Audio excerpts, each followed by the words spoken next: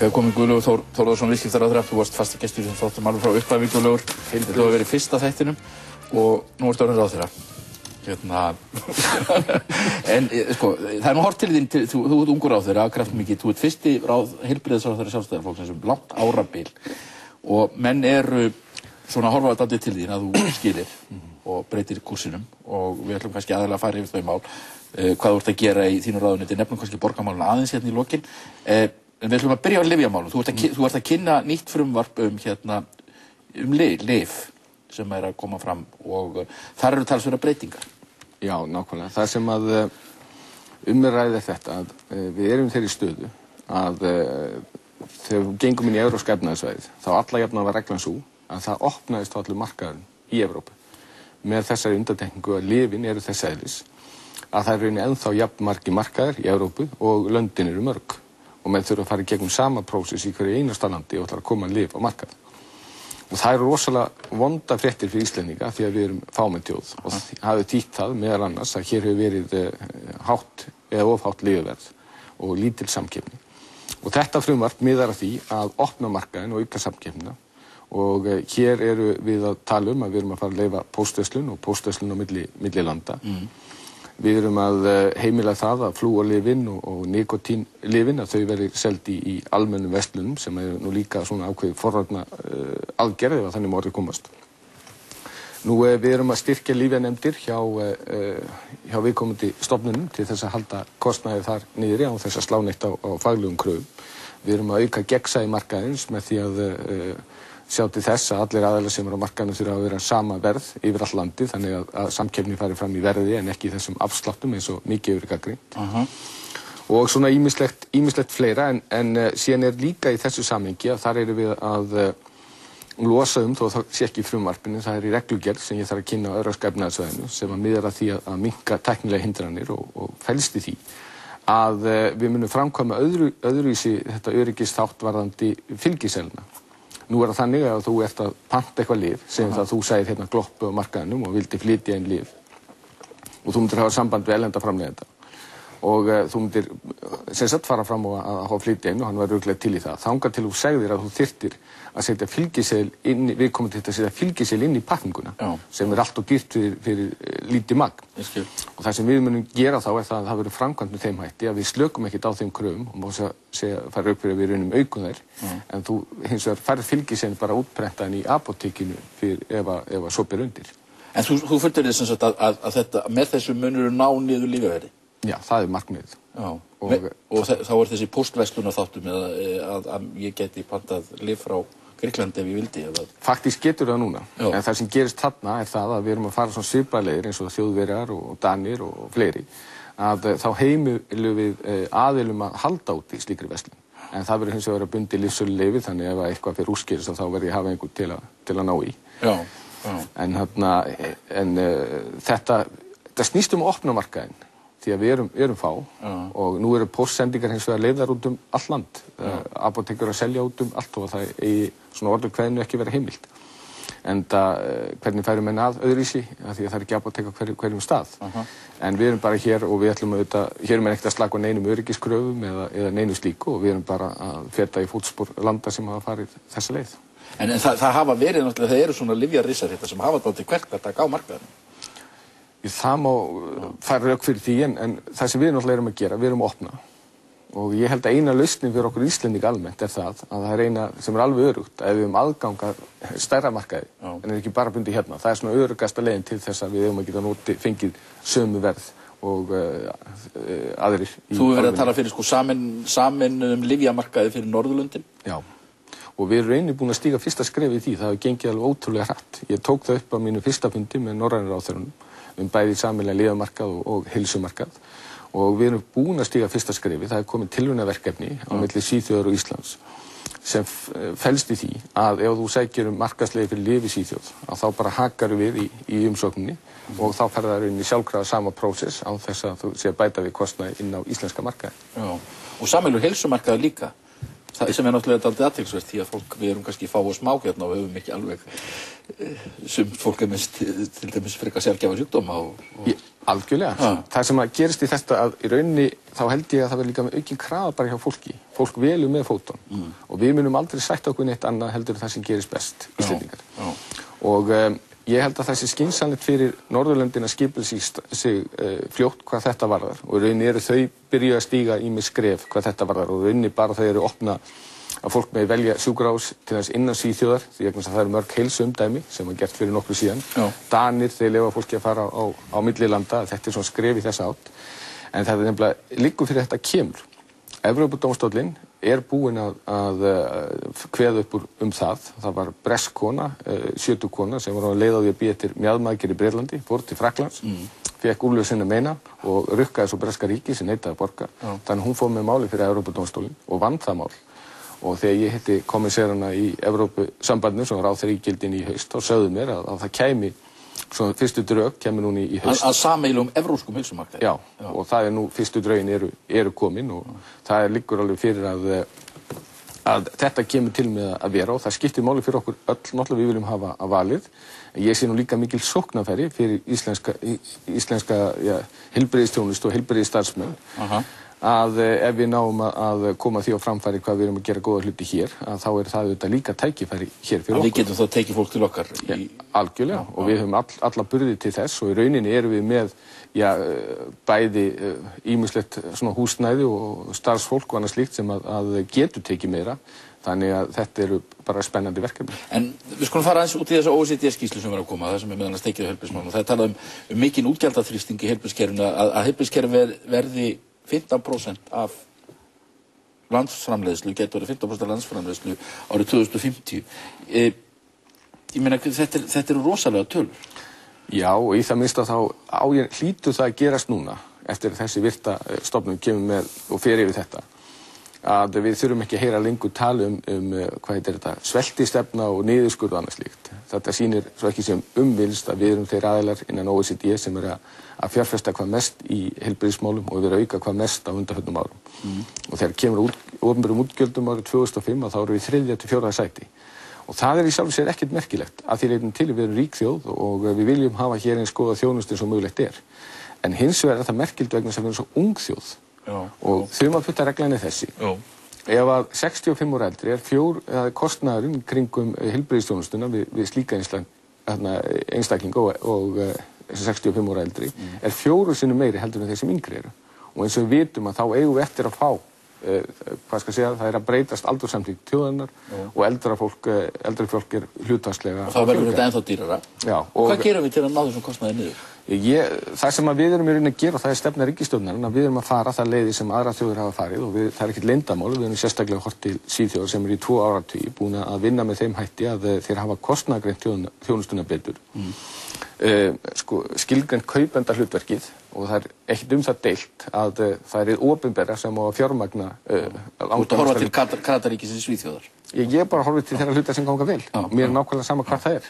Og jú, þú getur alveg stríkt með því og sem er gert það og allt í lagi. En það sem þetta snýst það að kaupandi sé líka vel upplýstur.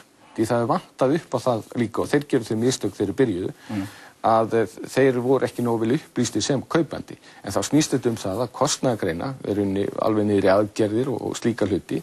Það er menn svona átti sig á því hvað er hagkvæmast að gera hlutina og þetta er líka gott fyrir viðkomandi stofnun til þess að stýra. En erum við ekki að tala í þessu sambandi heilmikinn einkarekstur og svo kallað úthýsingu verkefna sem reyndar OECD að hvetja til? Já, þeir hvetja mjög til þess og það er mikil mýta að það sé ekki einkarekstur í íslenska heilbrigðiskerfinu. Og ég veit ekkert hverjum datt þetta í huga að þetta verði ekki til staðar. Og ef menn er að segja við mig, Guðlaugur Þór, þú ert að hætta með einkarekstur í heilbrigðiskerfinu, þá er ég að segja, farðu á þjóðnýttu Hrafnistu, farðu á þjóðnýttu Grund, Reykjalund, heilsugæslustöðina í Salahverfi, Læknavaktina og mjög margt annað sem er í íslenskri heilbrigðisþjónustu. Sem er einkarekstur, gengi mjög vel. Og hvað kemur nákvæmlega út úr þessu? Ég held að það sé skipti máli að það sé líka veitt meiri sveigjanleiki fyrir opinbera aðila og ég held að þeir stjórnendur sem að tala við síðan alveg í heilbrigðisþjónustunni og starfsmenn almennt eru sammála því. En aðalatriði er þetta snýst ekki neina bókstafstrú, einkarekstur og opinberarekstur. Þetta snýst það og það er allir eiga við þetta. Að það er reyna að fá eins mikla og góða þjónustu fyrir það fjármagn sem leggur í þetta. En hvar finnst þér sérðu tækifæri til að nota einkarekstur? Í rauninni er það ekki mitt að ákveða það. Nei. Hvar að skapast, hvar einkarekstur, eru ný dæmi einkarekstur, hvar sérðu einkarekstur verða á næsta árum? Já, það er í rauninni allstaðar sjálfur sér hægt að koma einkarekstri við. Þetta snýst bara það að við kvikum ekki frá þeim markmiði sem við höfum, að það allir hafi aðgang að þjónustunni, óháð efnahag og svona ákveðin prinsip sem við erum með. Hvaða aðili nákvæmlega veitir þá þjónustu, hann þarf að uppfylla gæðakröfur sem mjög mikilvægt og til þess erum við að efla landlæknisembættið til að hafa eftirlit með því. En við erum að tala að ríkið sé alltaf greiðandinn. Já, sko, vísu ef þú ferð út í heilbrigðismál svona almennt og bara skilgreina, þá það náttúrulega, getur skilgreint mjög vítt og sem betur fyrir fólk að fá meira áhuga á heilsunni sinni og gera ýmislegt til þess að bæta hana. Þannig að það ekki þannig að faðmur ríkisins ná eða það allt saman enda kannski ekki markmið.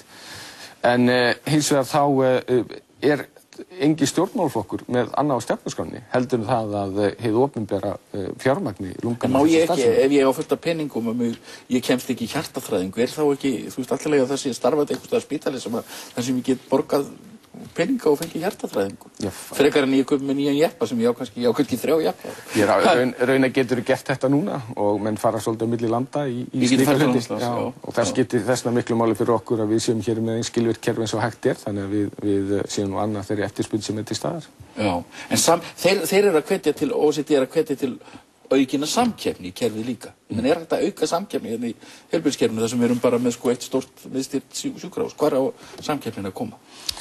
Við erum í þessum vanda, annars erum við það fá að við munum ekki geta dreift öllum hlutum. Það eru bara sumar aðgerðir þess eðlis að það verða að vera gerða svona lágmarki á einhverjum stað bara til þess að við komum til læknir og starfsfólk sé í góðri þjálfun hvað þetta varðar. Og það þess dæmi að Íslendingar sem að vinna erlendis komi hinga og sinni ákveðnum aðgerðum en það eru það fáar að þeir geta ekki verið með fasta búsetu hérna og sinnt þessu hér. Og þannig að við erum alltaf að eiga við það en hins vegar mjög margt þess eðlis að við getum alveg komið á ákveðnu vali í því og faktist val, ég meina þú velur inn í ýmsu sérfræðinga þarna í þjónustunni og Sumir segir reyndar að Sighvatur Björgvinsson, hann var einn af hetjum mínum í pólitík og gerði allt vitlaust þegar hann var heilbrigðisráðherra, hann var nú að reyna að fara gegn sérfræðingaveldinu, þessu kerfi að menn fá hausverk á Íslandi og geta farið til sérfræðings og þetta náttúrulega eitt af því sem hleypir kostnaðinum í kerfinu upp. Jú, þetta svona... Tilvísanakerfið hans Sighvats var náttúrulega stórbrotið. Það mætti mikil aðstöðu. Já, það sko margir flitir í þessu. Það hins vegar það skiptir óskaplega miklu máli þessi fyrsti viðkomustaður sé öflugur og það eru við að skoða hvað það varðar og ég held að við séum að það sem kannski betra að nálgast með þeim hætti að það sé aðlaðandi og ef að tengsli milli hjúkna heilbrigðisstarfsmanna og sjúklinga er sterkt að þá byrja menn á þeim stað og það er svona svolítið misjafnt bara eftir aðstæðum hvernig það en þetta margbrotið en það dýrasta þjónustan hins vegar spítalaþjónustan og þess vegna skiptir máli að bæði það sem að tekur á móti svona fyrsti viðkomustaðurinn og líka fráflæðisþátturinn að hann sé öflugur þess vegna meðal annars erum við að leggja mikla áherslu og aukna áherslu á heimaþjónustu gefa fólki kleift að vera eins heima eins og lengi sem mögulegt því að það ekki hagun eins, fólk vil almennt ekki þó að sé góð þjónusta á spítala vera þar og það dýrasti þátturinn. Þannig að við erum að líta á þetta í stærra samhengi og þetta er ekki einfalt en ég hef trú á því að við getum á enn betri árangri heldur nú En sko, nú komið í ljós að við ætlum að fara þessa leið sem Alfræðisnefndin var að vinna í og nú kom Ingu Jónu nefndin, hún gert á sömu niðurstöðu. Við byggjum þennan spítala við Hringbrautina. Hvað kostar þessi spítali? Það sem við erum að vinna núna meðal annars kostnaðarmatið á þessum spítala. Fyrstu tölur sem voru nefndar að þær eru komið framreiknaðar eru komið eitthvað milli 50 og 60 milljarða. 50-60 milljarða? Já, það svona fyrstu töluna sem voru nefndar fyrir nokkrum árum. En bara svona út af þessu að þetta er ekki það sem ég gerði var þetta, sem að fara enn og aftur yfir það, að ég ákvað að setja nefnd sem myndi líta hlutina í stærra samhengi. Þegar ég held að sé ekki eðlilegt að líta aðstöðumál út frá bara einu húsi og það í samhengi við þetta sem hún ræðir rétt á það. Hún verður að líta á kerfi í stærra samhengi. Og þar kemur aðstöðumál líka og svo nefnd sem Inga Jóna stýrir, hún að skoða mál út allt land sem snýr aðstöðumálum heilbrigðisþjónustunnar. Því þetta snýr ekki bara þessu eina. Og hins vegar ég vann núna áfram út frá þeirri áætlun sem var búið að leggja upp með varðandi spítalann þannig að það tafðist ekki neitt. En vegna þessara spurninga sem menn hafa verið að velta út af staðsetningunni og samgöngumálum og öðru slíku, að þá bað ég hana líka meðfram að skoða það, hvort að það var í raunhæfur einhverjir aðrir fletir eða einhverjir betri fletir og niðurstaðan var svo að þessi staðsetning er svo besta. Við skulum segja það, en hvað á þessu spítali að gera næstu 7-10 árin áður en að þetta er allt risið? Ég meina, það er mikill vandi, þú veist, það eru langir biðlistar, og það gengur erfiðlega að útskrifa fólk, það situr liggur þarna uppi á spítalunum lengi vegna þess að það vantar hjúkrunarrými. Mér var sagt að það væri 250 manna biðlist í hjartaþræðingu. Og svo lagið þarna inn, fólk tugum saman sem kemst ekki heldur út og ég meina þessi spítali virðist vera bara mjög illa haldinn núna, ég meina það er ágætt starfsemi þar en hann virðist vera illa haldinn. Ég held að við nú ekki að lítið úr starfseminu og það sem við gerðum að þetta... Þetta sagði mér læknir á spítalanum ekki er. Já, en það er engin ástæða til að tala niður þarna starfseminu á spítalanum og það er ekki sem bent en ég er ekki að gera það, við berum okkur saman hann er bara í vanda með sinn húsakost og það vantar þarna starfsfólk, það vantar hjúkrunarfræðinga og spítalinn segja menn mér í heljargripum hvað var það fjárveitingar. Já, ef við berum okkur saman við önnur lönd þá er nú ekki hægt að komast að þeirri niðurstöðu að almennt í heilbrigðisþjónustunni að við séum að setja lítið fjármagn þvert á móti, svo því sé alveg til haga haldið. Hins vegar það þannig að meðal annars þessi nefnd að skoða þetta í stærra samhengi og við fórum meðal annars í það að stækka gjörgæsluna í tengslum við tillögu frá þessa nefnd sem fór yfir það. Því það er alveg rétt að það þýðir ekkert bara að segja stopp og það gerir að þjónustan verður að halda áfram, þá áttur að menn sé að stefna á þessa byggingu. En hins vegar þegar skoða varðandi biðlistana þá höfum við sett það á neti, landlæknir hefur gert það, þess að getum skoðað þróunina og hvernig sú staða er og sem betur fyrir við berum okkur saman við þau lönd sem berum okkur saman við og þá stöndum við nokkuð vel hvað það var. 50 mann sem betur hjartaþræðingu, menn við erum þá að tala um einhverjir að því munu kannski bara ekki lifa af biðin. Nei, það er bara rangt, algjörlega rangt og mjög mikilvægt að koma ekki slíkum skilaboðum áleiðis vegna þess að öllum bráðatilfellum er svarað. Það sem hins vegar hefur gerst það að menn hafa fleygt mjög fram að varðandi það að getum skrýna slíka hluti en getum sagt að framleiðsla okkar á hjartaþræðing með mun meiri heldur í flestum löndum sem við berum okkur saman við. Já, en svo eru það fjárframlögin, spítalinn biður 100 milljónir, þeir fá kannski 80, ég veit það ekki, menn fá kannski ekki alltaf allt þeir vilja, en þú veist, hvað er hægt að skera niður? Mér skilst þeim að spítalinn sé með 20 milljónir til tækjakaupa þetta árið. Já, þeir eru... almennt séð, svo við fyrir nú ekki í þarna, einstaka, 20 milljónir ekki stóra, þetta er 1/3 af heilbrigðisútgjöldunum okkar, þetta er 33 milljarðar sem er þarna Landspítalinn. Þetta er á starfi við Icelandair, þetta er slíkt fyrirtæki, svo við setjum það í eitthvað samhengi. Ég er ekki spítalinn, það er hægt fólk sem að séum það. Það sem við erum að gera, almennt er þetta, að við erum að sundurgreina og kostnaðargreina það sem að menn eru að gera og kaupa ef þannig morið komast. Og það er eitthvað sem menn eru líka að gera inn á spítalanum og fara að gera öðrum stofnunum til þess að nýta í stýringu og stjórnun. Og auðvitað er það þarna eins og alls staðar annars staðar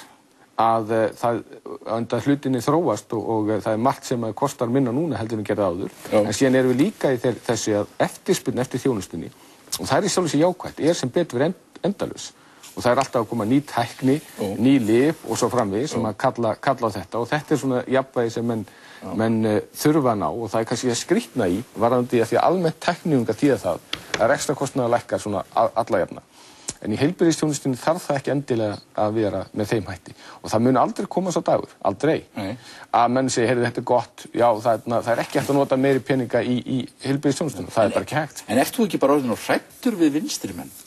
Að þú veist, þennan málflutning þeirra um einkarekstur og að afhenda þetta gróðaöflunum og slíku, ég meina, þarftu ekki að fara bara lengra til hægri í þínum hugmyndum um að auka samkeppnina, auka einkarekstur, auka einkavæðingu í kerfinu? Fyrsta lagi, þá er það nú bara svo að ég hef ekki fundið fyrir hræðslu vinstrimenn fram til þess og ekki vonað að það gerist. Eða ertu kannski á vinstri sinna sjálfur? Nei, það hefur ekkert með það að gera því þetta eru nákvæmlega breytingar í þá veruna. Þetta er auðvitað að skapa svigrúm fyrir aðila, hvað sem það er einkaaðilar eða opinberir aðilar. Ég held hins vegar, og þetta er hins vegar ekki markaður eins og við þekkjum. Og ég ætla þess vegna ekki, vegna þess að ég þarf að sjá til þess að hér er eins góð þjónusta eins og mögulegt er. Og ég er bara ákveðna fjármuni til þess. Og það er ekki gott að koma heldur upp þeirri stöðu og einhver aðili, alveg saman hvort að hann er einkaaðili og opinber aðili, að hann sé í þeirri stöðu að hafa eitthvað kverkataka á kaupandanum sem er í það opinbera. Þannig að þetta er ekki jafn einfalt eins og gengur og gerist þegar maður að nálgast aðra þættu. Ég nú nálgast ýmsa geira gegnum tíðina. En svo sannarlega erum við að fara í þá veru, það stefna ríkisstjórnarinnar, að auka hér valfrelsi og samsýn. En eins og sagðir, það sem rekið einkaaðilum í þessu batteríi hefur virkað alveg ágætlega. Já. Já, en það er búið að skamma með blóðum og skömmum fyrir það innan kerfisins að það sé verið að fara í þá áttina og nýta kosti einkareksturs og ég gengst bara við því. Já. Það er allt í góðu lagi. Ég verði að nefna aðeins borgarmálum við, þetta nú reyndar að verða búið hjá okkur, kannski synda aðeins upp á tíman. Gengur þetta lengur með þessa borgarstjórn í Reykjavík með 9% traust í mjög vandaðri og stóri skoðanakönnun? 9%, það er ekki neitt. Já, það er náttúrulega liggur alveg fyrir og ég held að sé alveg rétt hjá borgarstjórnum að þessi tíðu meirihlutaskipti er, held ég, stærsta einstaka ástæðan. Þetta er náttúrulega vantraust á Ólaf F. og Vilhjálm, þetta er ekki vantraust á eitthvað fólk sem satt á. Já, ef þú spurðum traust á borgarstjórninni, þá er nú við fleiri heldur en bara 2. Síðast ég vissi þá voru við 15 En ef þú ferði yfir það, þá held ég að þetta er auðvitað ákveðin áskorun fyrir nýja meirihluta. Og ég held að hann muni standa undir því og ég hef mikla trú á þessu. Hefurðu trú á því að Vilhjálmur geti setið áfram tekið við sem borgarstjóri núna í... Þessi hópur sem er núna í meirihluta, að ég held að, og ég spái því, að hann muni styrkjast mjög á því sem að undan er gengið. Og ég spái því að þau muni gera þetta afskaplega vel og muni koma sterkinn í næstu kosningar. Hvernig þau nákvæmlega að leysa sín mál, hvað þessar hluti verðar. Ég treysti þeim bara vel til að gera það og sannfærum að þau muni gera það mjög vel. En heldur að Vilhjálmur Vilhjálmsson sitji sem borgarstjóri áfram? Ég ætla ekki... Takið við sem borgarstjóri? Ég bara get ekkit... Nú voru þið fóstbræður í pólitík og hafið verið. Þið fræg mynda af ykkur saman hérna, þú lýstir nú svo miklu stöðningi við hann hérna í Brókjör og mynda af ykkur saman á kosningum. Já, en það stóð hann sér afskaplega vel sem borgarstjóri og er búinn að búa til 2 meirihluta hér í borgin og gera aðri betur. Já, en annar er trausti rúin. Já, við skulum sjá til þannig tíma til að vinna úr því og þetta, eins og segi, þetta er vinna hópsins og ég held að þeir muni standa sína plikt mjög vel. Margir segja, og það hafa ýmsir sagt, og minni segja sjálfstæðismenn, Friðjónsson gamall, flokksbróðir þinn, aðstofamaður Björns Bjarnasonar, hann hefur haldið því fram á vefnum hjá sér að þetta séu þín verk, að þú standir þarna bak við þetta og þú sést bandamaður Vilhjálms og þið viljið allt til þess vinna, til dæmis að Hanna Birna taki ekki við. Ég er nú vísu líka verið skammaður fyrir það að hafa stutt Hönnu Birnu í að verða borgarstjóri og ég held að sé búið að skamma mig fyrir og hrósa mig fyrir að hafa hinn ýmsu afskipti. Hefurðu stutt Hönnu Birnu til að verða borgarstjóri? Þetta er bara ekki mitt mál. Það liggur alveg fyrir ef menn eitthvað vanmetið starf heilbrigðisráðherra, ef menn trúa því fullir alvöru að ég geti stýrt í því sem þarna fer fram. Það er bara svo einfalt. Og ég get ekkert þarna verið að bollaleggja eða velt út frá því sem einhverju menn eru að skella fram á flokkinu. Það er alveg út. Guðlaugur metur sig og sitt ofar flokknum. Stóð á bloggi Friðjóns. Guðlaugur metur sig og sitt ofar flokknum. Það get ekki verið hagsmunir flokksins að hafa Vilhjálm Þórmund þarna inni. Fyrir ekki, hvaða máli skiptir það þó einhver Friðjón setja eitthvað á bloggið? Þetta er nú bara... Ég tek hans dæmi, það eru fleiri að hugsa svona í Sjálfstæðisflokknum. Hvað séu að ég... Að þú sést svona yfir plottarinn á bak við þetta allt. Já, það bara stenst því miður ekki skoðun. Það var nú ágætt í stýrisöllu. Það var nú kannski hlutinu verið eitthvað svolítið öðruvísi. Menn fóru nú svolítið á skjön við það sem ég lagði upp með í hinum ýmsum málum. Þannig að ef ég stýrði þessu þá hefði náttúrulega atburð á sem væntanlega verið eitthvað öðruvísi. Þú það? Hvernig hefur hún verið þá? Menn hefur bara haldið sér við það sem við lögðum upp með í stjórn Orkuveitu Reykjavíkur á sínum tíma. Þá hefur nú ekkert... Þú meina haldið sér við það sem þú lagðir upp með í Reymálunum? Já. Sem var að... Sem var það að þetta var, menn ætla að setja 2 milljarða í þessu í Rey á næstu misserum, bara svipað leið eins og Landsvirkjun hefur gert. Og menn væri fyrst og fremst að spila með einkaaðilum og þeir myndi setja stóru fjármunina í þetta. Í stað þess að fara út í það að bæði kaupa hitaveitu Suðurnesja og stækka síðan þetta fyrirtæki og hleypa